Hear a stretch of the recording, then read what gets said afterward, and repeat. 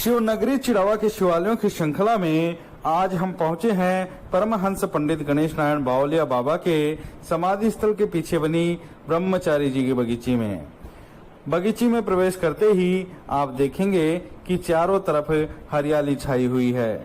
पेड़ पौधों से आच्छादित ये बगीची ब्रह्मचारी जी के पर्यावरण प्रेम की एक जीती जागती मिसाल है।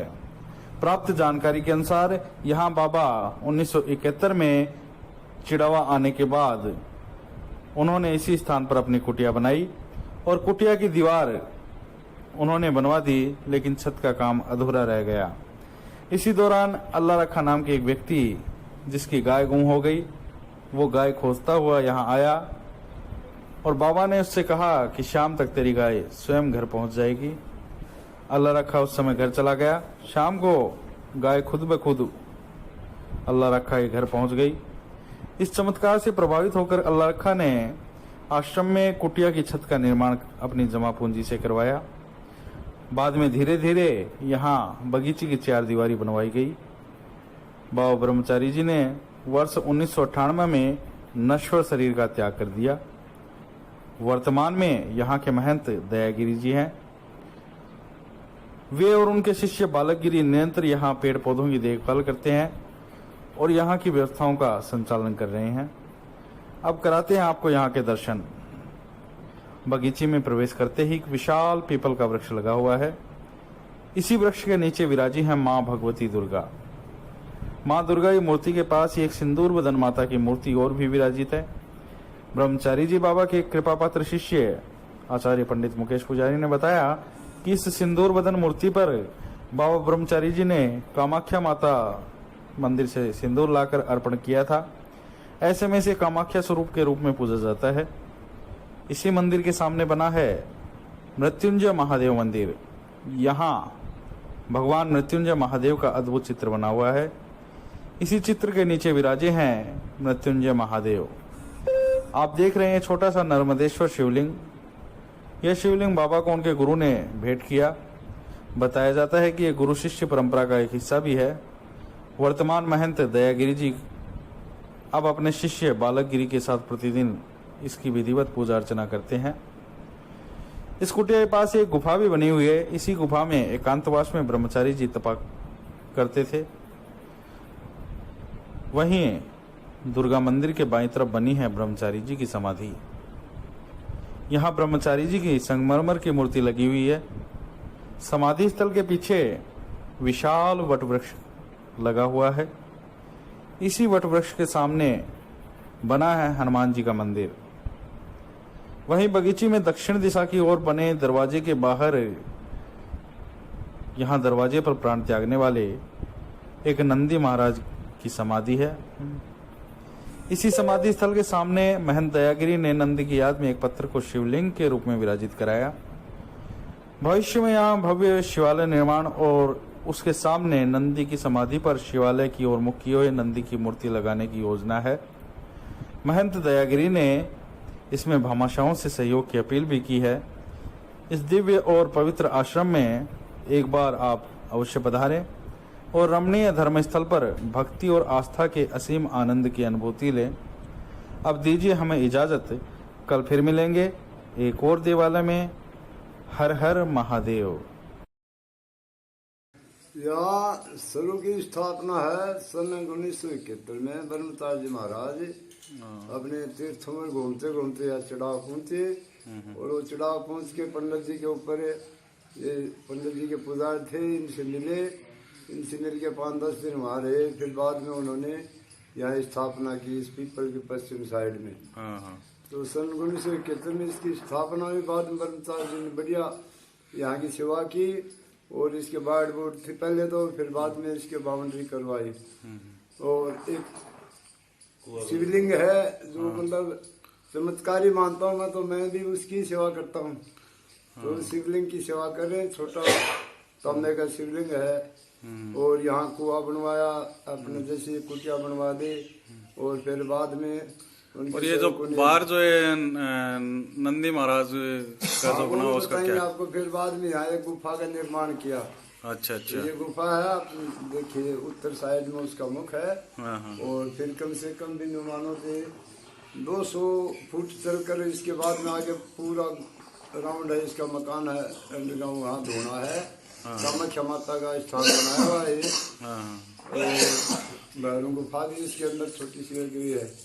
और बाद में एक दिन क्या है, वो नांदिया बच्चा था 4-5 साल का, तो वो आगे घूम रहा था, मेरे को सुंदर लगा। तो मैंने नंदू है स्वामी रामलाल का पुत्र, इसको बोला कि अपने तो इस नंदी की सेवा करो, सुंदर लगता है, अच्छा लगता है। तो उसने ऐसा चमत्कार किया, दूसरे दिन हमारे गेट के ऊपर आके उसने प्राण छोड़ दिए।